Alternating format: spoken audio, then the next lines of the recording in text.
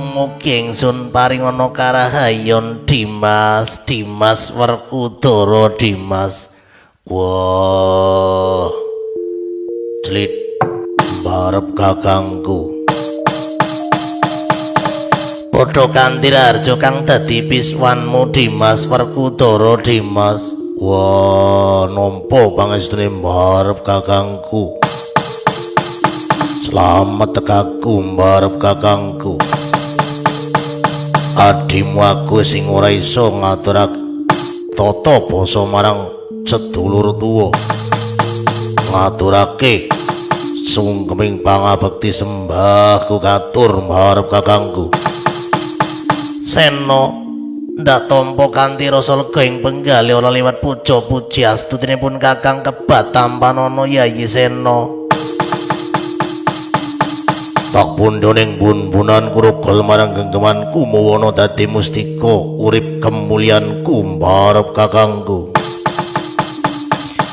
Iya Sena, muga-muga Yayi ndak aturi pinarak lenggah ingkang sekeca. Wah, wis ora kurang kepenak sawijapa mbarep kakangku.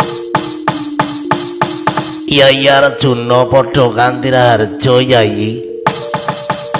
Kawula nuninggi Koko Prabu nampi pamujinipun Koko Prabu lulus Harjo mboten manggihalangan setunggal menapa wiswan kula Koko Prabu. Syukur bagi sewu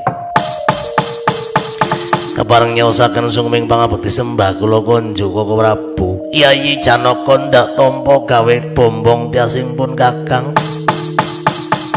Lewat puja-puji astunipun kakang kebat tampanana Dimas nuninggi sanget anggen kula mundi Koko Prabu, kula tampi kula pundi wonten mustaka rumentak wonten ing pranaja.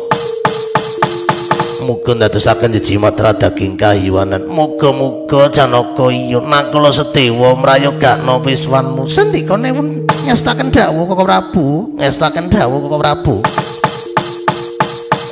Yayi Arjuna Yayi Werkudara nakula sedewa. Anggonipun kakang lan siadi sawetara ngenteni rawuh Koko Prabu Ndorowati ning Praja Ngamarta kene. Kaya ninggal bocah ning sak tengah-tengahing jurang. Awit wis sawetara suwi nunggu rawuh Koko Prabu Ndorowati ora rawuh-rawuh. Wah, mbarep kakangku. Sena kepiye Yayi?